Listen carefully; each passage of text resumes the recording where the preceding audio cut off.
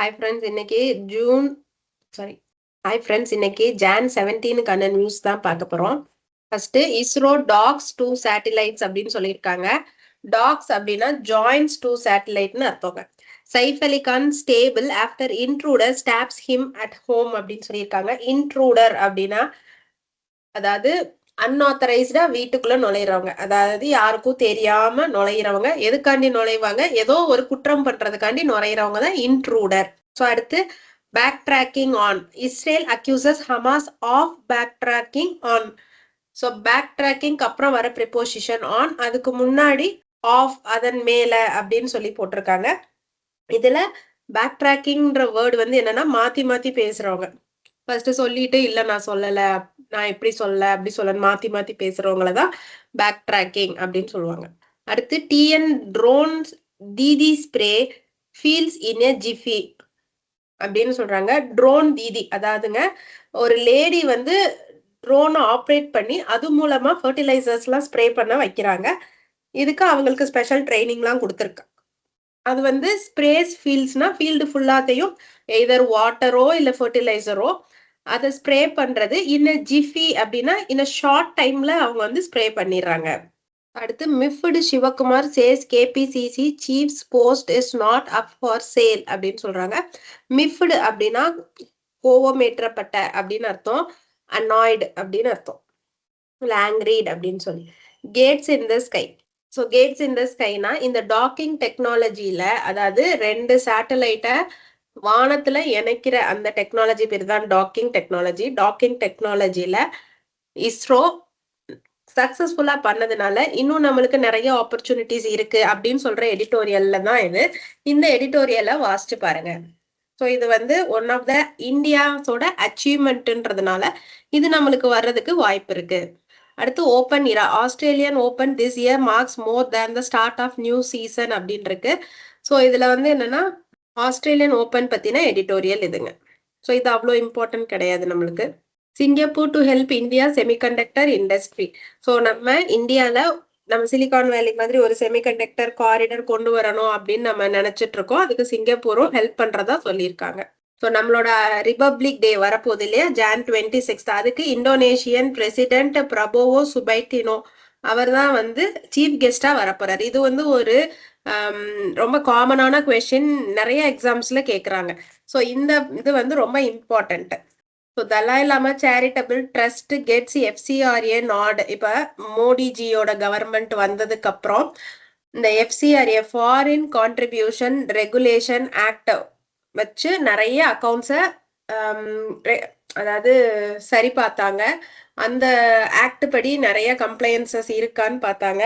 So ஃபாரின்ல இருந்து உங்களுக்கு ஃபண்டு வருது, நீங்க ஒரு ட்ரஸ்ட் நடத்துறீங்க அப்படின்னா அது ஜென்யூனா வருதா, இல்லை இதுவே டெரரிசத்துக்கு யூஸ் ஆகுற மாதிரி வருதா அப்படின்னு சொல்லிட்டு நிறைய பண்ணி ஃபாரின் கான்ட்ரிபியூஷன்ஸை வந்து கவர்மெண்ட் அப்ரூவலோட தான் நம்ம வந்து அக்கௌண்ட்ல அக்செப்ட் பண்ண முடியும்னு ஒரு ஸ்கீம் கொண்டு வந்துட்டாங்க. ஸோ இந்த நியூஸ்ல நம்ம என்ன தெரிஞ்சுக்கணும் அப்படின்னா எஃப்சிஆர்ஏனா என்ன, foreign contribution regulation act. So அந்த ஆக்ட் படி நம்ம கம்ப்ளை ஆயிருந்தா மட்டும்தான் நம்ம அக்கௌண்ட்ல ஃபாரினர்ஸ் அனுப்புற பணம் வரும். ஸோ சன் ஃபார்மா அப்படின்னு ஒரு மெடிக்கல் கம்பெனி இருக்கு. அவங்க வந்து கனடாவோட ஆன்டிப் அப்படின்ற ஃபிலிமோட கொலாபரேட் ஆகுறாங்க. ஸோ கிராஸ் பார்டர் டிரான்சாக்ஷன் இன் ருபி. ஸோ அதாவது நாடு விட்டு நாடு ருபி டிரான்சாக்ஷன்ஸ் பண்றதுக்கு ஆர்பிஐ வந்து நிறைய முயற்சிகள் எடுத்துட்டு இருக்கு. எல்லா கண்ட்ரிஸையும் வாஸ்ட்ரோ அக்கௌண்ட் ஓபன் பண்ண சொல்லி கேட்டுட்டு இருக்காங்க. நிறைய கண்ட்ரிஸ் அதுக்கு நம்மளுக்கு சப்போர்ட் பண்ணி வாஸ்ட்ரோ அக்கௌண்ட் ஓபன் பண்றாங்க. வாஸ்ட்ரோ அக்கௌண்ட் அப்படின்னா your account with us. So அங்க இருக்கிற நம்மளோட இந்தியன் பேங்க்லயோ இல்ல இங்க நம்ம ஆர்பிஐலயோ அவங்க வந்து ஒரு இப்ப யுஎஸ் வந்து நம்மள்ட்ட ஒரு வாஸ்ட்ரோ அக்கௌண்ட் ஓபன் பண்ணியிருப்பாங்க, நம்ம அங்க ஒரு நாஸ்ட்ரோ அக்கௌண்ட் ஓபன் பண்ணியிருப்போம். ஓகேங்களா? ஸோ இது ரெண்டுமே மிரர் அக்கௌண்ட்ஸ். நீங்க யுஎஸ்க்கு அனுப்பியிருந்தீங்கன்னா உங்க அக்கௌண்ட்லயே டெபிட்ன்னு இருக்கும், அவங்க அக்கௌண்ட்ல கிரெடிட்ன்னு இருக்கும். கரெக்டுங்களா? ஸோ ரொம்ப இன்டீப் போவேனா. அவங்கள்ட்ட நம்ம அக்கௌண்ட் இருந்துச்சு அப்படின்னா அது நாஸ்ட்ரோ அக்கௌண்ட், அவங்க அக்கௌண்ட் நம்மள்ட்ட இருந்துச்சுன்னா அது வாஸ்ட்ரோ அக்கௌண்ட். அடுத்தது வெனின்சுலா எம்பசி இன் ஆஸ்லோ வேண்டலைஸ்டுன்னு இருக்கு. வேண்டலைஸ்டுன்னா தாக்கப்பட்டது, அதாவது இன்டென்ஷனலா தாக்கப்பட்டது, இன்டென்ஷனலா சேதப்படுத்தப்பட்டதுன்னு கூட வச்சுக்கலாம். இங்க வந்து பாருங்க வேர்ல்டு பேங்க் பிளான்ஸ் $12 பில்லியன் பே அவுட்ன்னு இருக்கு. பே அவுட்னா என்னது? லோனை தான் நம்ம பே அவுட் அப்படின்னு சொல்றோம். இப்போ அடுத்தது இது வந்து பாருங்க the impacts of rupee weakening. So ருப்பியோட மதிப்பு குறைஞ்சிட்டே இருக்கிறதுனால நம்மளுக்கு என்ன இம்பாக்ட் அப்படின்னு சொல்லி இந்த ஆர்டிக்கல் எழுதியிருக்காங்க. இந்த ஆர்டிக்கல் வந்து ரொம்ப இம்பார்ட்டண்ட்டான ஆர்டிக்கல், ரொம்ப இன்ஃபர்மேட்டிவான ஆர்டிக்கல் கூட. ஸோ இது பியூர்லி எக்கனாமி ரிலேட்டடான ஆர்டிக்கல். ஸோ முடிஞ்சா வாசிச்சு பாருங்க. இதுல உங்களுக்கு நான் லேசா ஹேண்ட்ஹெல்டா கூட்டு போறேன் கொஞ்சம் தூரத்துக்கு. இதுல என்ன இருக்கு அப்படின்னு அதுக்கப்புறம் வந்து அவங்க அந்த கிராஃப்ஸ் இதை தான் எக்ஸ்பிளைன் பண்ணியிருக்காங்க. The sharp devaluation of the Indian rupee is driven by அப்படின்னு சொல்லியிருக்காங்க. ஸோ ருப்பியோட மதிப்பு குறையிறதுக்கான காரணங்கள் அப்படின்னு சொல்லிட்டு கேபிட்டல் அவுட்ஃப்ளோஸ். நம்ம பணம் நிறைய ஃபாரினர்ஸ் இங்க இன்வெஸ்ட் பண்ண பணத்தெல்லாம் எடுத்துக்கிறாங்க, திரும்பி ரிட்டர்ன் எடுத்துக்கிறாங்க. அதுதான் கேபிட்டல் அவுட்ஃப்ளோஸ். அப்புறம் நம்ம இம்போர்ட் பண்றதுக்கு நிறைய செலவாகுது.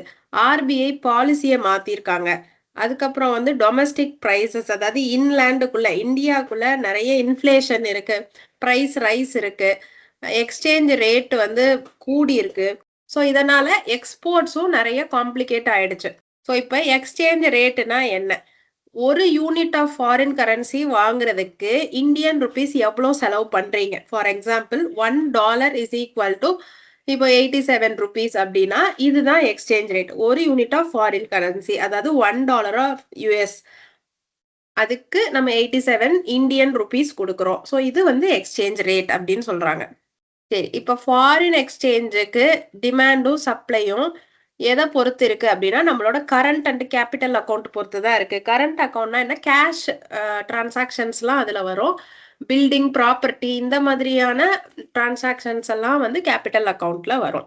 இப்போ ஃபாரின் கரன்சியோட டிமாண்ட் ஜாஸ்தி ஆயிடுச்சு அப்படின்னா, ஏன்னா அவங்க டிமாண்ட்னா என்ன? ஃபாரினர்ஸ்க்கே பணம் ரொம்ப தேவைப்படுது அப்படின்னா அவங்க நம்மள்ட்ட வந்து எந்த இன்வெஸ்ட்மெண்ட்டும் பண்ண மாட்டாங்க. இந்தியால எந்த ப்ராப்பர்ட்டியும் வாங்க மாட்டாங்க, எங்கேயும் இன்வெஸ்ட் பண்ண மாட்டாங்க, எந்த ஃபேக்டரிஸ்க்கும் கொடுக்க மாட்டாங்க, அந்த மாதிரி. அப்ப என்ன ஆகும்? கேஷாவும் உள்ள வராது, ப்ராப்பர்ட்டியாவும் உள்ள வராது. ஸோ நம்மளோட கரண்ட் அண்ட் கேபிட்டல் அக்கௌண்ட் ரெண்டுலையுமே ஃபண்ட் ஃப்ளோ கம்மியா இருக்கும். ஸோ அடுத்தது சென்ட்ரல் பேங்க் வந்து இந்த டிமாண்ட் அண்ட் சப்ளை கண்டிஷன்ஸை எப்படி ரெஸ்பாண்ட் பண்றாங்கன்றத பொறுத்து அவங்க 3 எக்ஸ்சேஞ்ச் ரேட் வச்சிருக்காங்க, எக்ஸ்சேஞ்ச் பாலிசி வச்சிருக்காங்க. ஒன்னு வந்து ஃபிக்ஸட் எக்ஸ்சேஞ்ச் ரேட்டு, இன்னொன்னு ஃப்ளோட்டிங் எக்ஸ்சேஞ்ச் ரேட்டு, அடுத்து மேனேஜ்டு ஃப்ளோட்டிங் எக்ஸ்சேஞ்ச் ரேட்டு. இந்த ஃபிக்ஸட் எக்ஸ்சேஞ்ச் ரேட்ல என்ன பண்ணுவாங்க அப்படின்னா அங்க டிமாண்ட் ரைஸ் ஆக ஆக இவங்க வச்சிருக்கிற எக்ஸஸான ஃபாரின் எக்ஸ்சேஞ்சை வித்துருவாங்க அப்படின்னு சொல்றாங்க. அதாவது என்ன? அந்த இன்வெஸ்டர்ஸ் அவங்க பணத்தை திருப்பி எடுத்துட்டாங்க அப்படின்னா அவங்க பணம் எடுக்கும்போது நம்மளுக்கு இந்தியன் ருபி கொடுப்பாங்க, அதுதான் சொல்றாங்க. ஸோ அதே மாதிரி ஃப்ளோட்டிங் எக்ஸ்சேஞ்ச் அப்படின்னா நம்ம ஃபாரின் கரன்சியை ரொம்ப காஸ்ட்லி ஆக்கிடுவாங்க. அப்ப இந்தியன் ருபீஸை போட்டு நம்ம இப்போ நடந்துட்டு இருக்க சினாரியோ, ஒரு யூனிட் ஆஃப் ஒரு யூஎஸ் டாலர் வாங்கணும் அப்படின்னா முந்தி 65 ரூபா கொடுத்துட்டு இருந்தீங்கன்னா இப்ப 87 ரூபா கொடுக்கணும். ஸோ ஃபாரின் கரன்சி ரொம்ப காஸ்ட்லி. ஸோ அந்த மாதிரி காஸ்ட்லி ஆக்கிடுவாங்க. அடுத்தது வந்து மேனேஜ்டு ஃப்ளோட்டிங் எக்ஸ்சேஞ்ச் அப்படின்னா ரெண்டுமே பண்ணுவாங்க. கொஞ்சம் ஃபாரின் எக்ஸ்சேஞ்சை விற்கவும் செய்வாங்க, கொஞ்சம் வேல்யூவை ரைஸ் பண்ணவும் செய்வாங்க. இதெல்லாம் ஆர்பிஐ எடுத்துக்கிற ஸ்டெப்ஸ். ஸோ எக்ஸஸா சப்ளை இருந்துச்சுன்னா ஃபாரின் கரன்சியை நிறைய நம்ம சேர்த்து வச்சுக்குவோம். தேவைப்படுறப்போ அங்கே டிமாண்ட் இருக்குன்னா வித்தா நம்மளுக்கு நிறைய நம்ம மணி கிடைக்கும்னு சொல்லிட்டு வித்துருவோம். ஸோ இதுதான் வந்து நடக்குது அப்படின்னு சொல்லியிருக்காங்க. ஸோ இதுக்கப்புறம் நீங்க வாசிச்சு பாருங்க. இங்கதான் வந்து ஆக்சுவலி ஹெட்டிங்கே ஆரம்பிக்குது, இம்ப்ளிகேஷன்ஸ் ஆஃப் டிவாலுவேஷன், குறைக்கிறதுனால என்னென்ன இம்பாக்ட் இருக்கு அப்படின்னு சொல்லிட்டு. ஸோ அடுத்து இன்னையோட வேர்ட் ஆஃப் த டே வந்து ஆப்ஃபஸ்கேட். ஆப்ஃபஸ்கேட் அப்படின்னா அன்கிளியர்னு அர்த்தம். ரொம்ப கன்ஃபியூஸ் பண்றது தான் ஆப்ஃபஸ்கேட். ஓகே ஃப்ரெண்ட்ஸ், இதோட நம்ம இன்னையோட நியூஸ் முடிஞ்சு. Thank you friends.